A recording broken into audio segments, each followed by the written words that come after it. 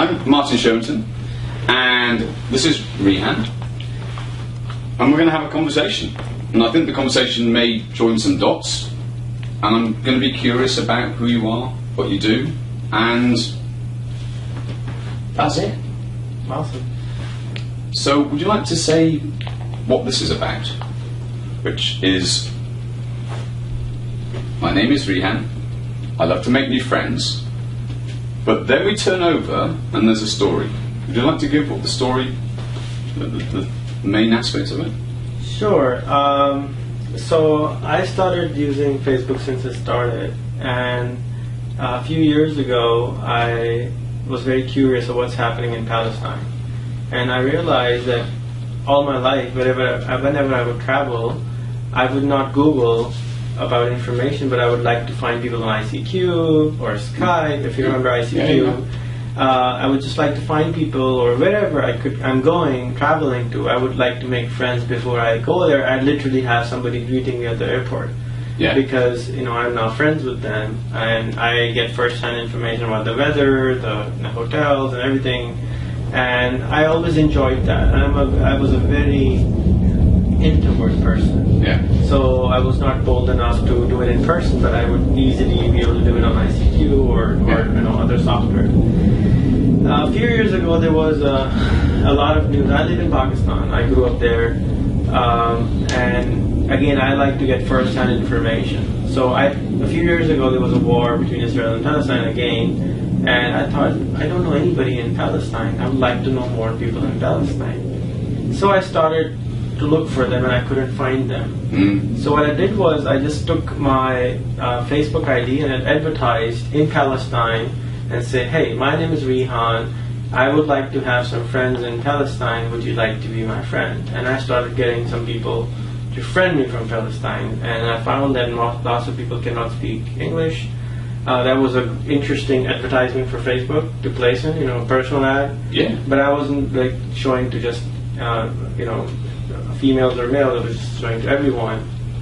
And I started making friends, and then I talked with them, and I had to use Google Translate to talk to them because most of them would speak Arabic, some of them would speak English, and it was an interesting experience to do that on Facebook. Yeah. Then I thought, I'm getting one side of the picture, why don't I do the exact same in Israel? So I started same ad. Hey, my name is Rehan, I would like to be your friend, I would like to learn more about Israel, can you be my friend? And I got a few people to like my page on there. And because you could not advertise profile, you could only advertise the page, I would keep on seeing every day who's liking my page, and I would just go and grab them and try to bring them over to my profile so they can become my friends.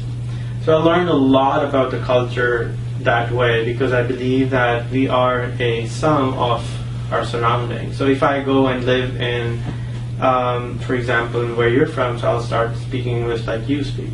But I speak now English because the way I speak is because I watched a lot of CNN. A lot of people think I went to good school. I never went to college, but so that I use that philosophy, and I started doing that more and more and more and more. And then I started introducing them to each other.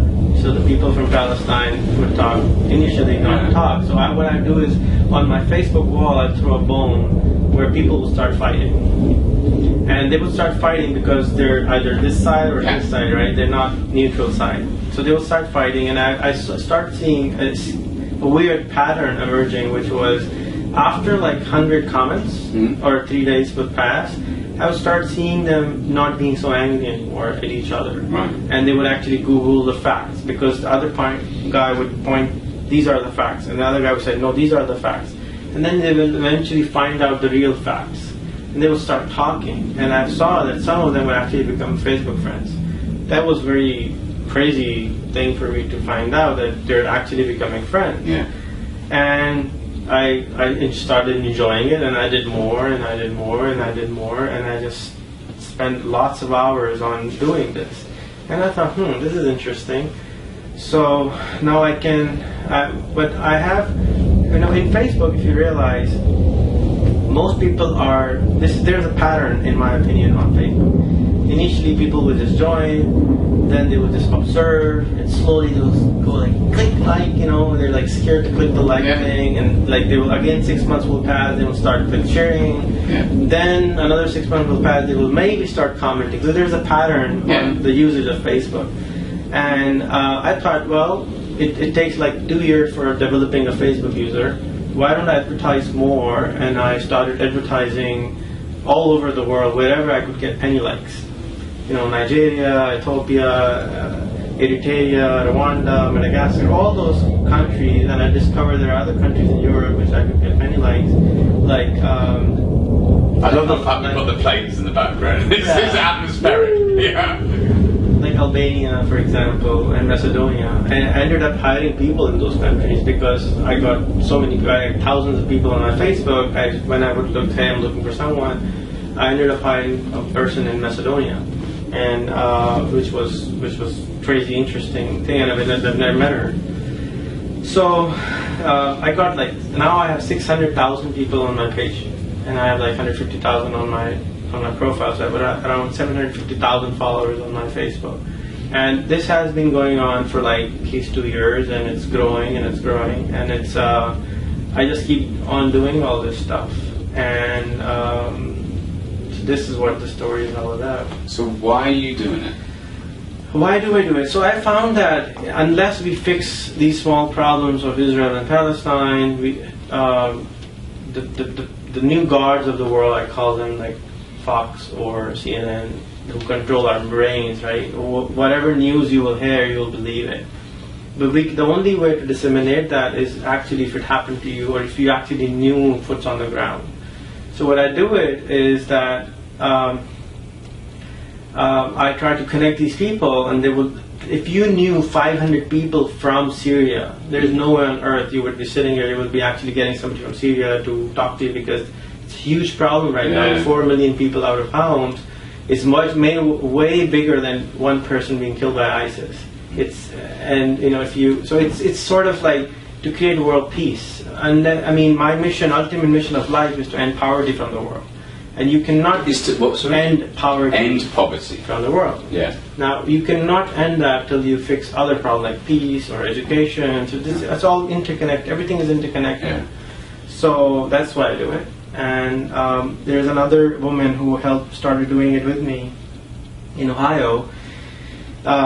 She has now 8,000 Pakistani friends. She, of course, speaks Urdu. She cooks Pakistani food at home. She has never been to Pakistan, and she says, "I want to migrate to Pakistan because all these people love me so much that if I go there, they will never let me come back. I would stay 1 week in a house, and I have 500 people, so that's the rest of my life." And I asked her, "Why do you do it?" And she told me. One day, one guy messaged me from Pakistan and said, "I hate you, I wish I could kill everybody in America." And she sort of got scared, and she went and got a coffee, came back, and then she started talking to the guy. An hour later, the same exact guy says to him, "You are my first person I've ever talked to from America. If everybody in America is like you, I don't hate it anymore." So this is why she says I do it. And this is sort of why I do it, because when I go and try to explain things to people, when they understand it, nobody believes it instantly. But if as time will pass, they will say, "Oh, there's some credibility there." So that's why I do it. I enjoy it. I've got maybe one last question, maybe two. Sure. Tell me, it's about I'm worried about the rest of the world, not myself. I'm enjoying myself. Tell me about love. What do you want to know? What do you want to tell me? I think love has different meanings to everyone. To some, love is God. To some, love is what they do everything for. For some, it is in a beautiful girl. To some, and it's in their children. To some, in their parents. There are different forms of love, and I think the ultimate form of love is God. And when you have love, it also, to me, it means balance, maybe. When you have love, it means to me, the life's purpose is to reach the balance. If you can reach the balance, you're good. You can die easily. but you have to be neither this side or this side, just balanced. You cannot, without balance, the whole everything is disaligned. So it's love more, helps you get the balance, maybe? Yeah. And perspectives is what you're really doing. You're allowing people to see the other perspective. Yeah.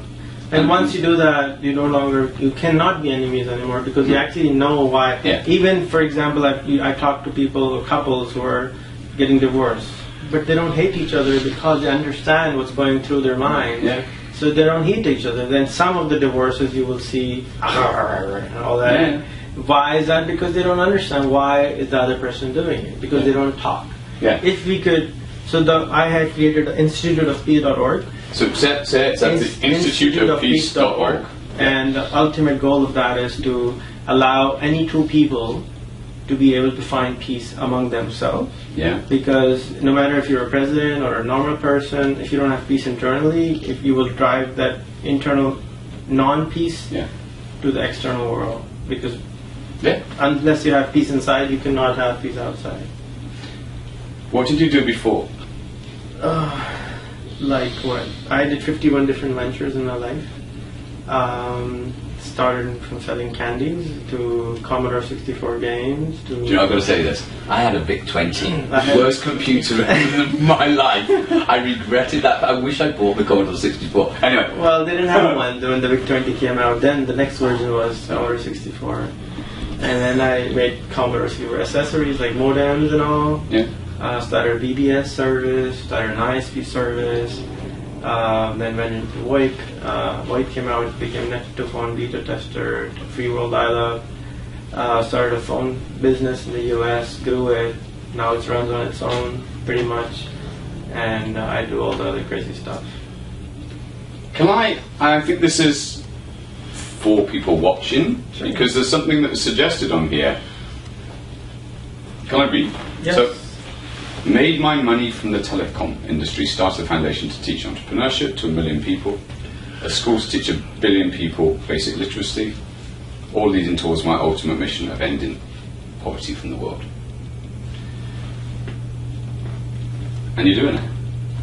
I do what I can. I can't do everything. I do what I can. Rehan, that's been awesome. Thank you. Thank you for taking the time. Yeah, no, thank you. Really.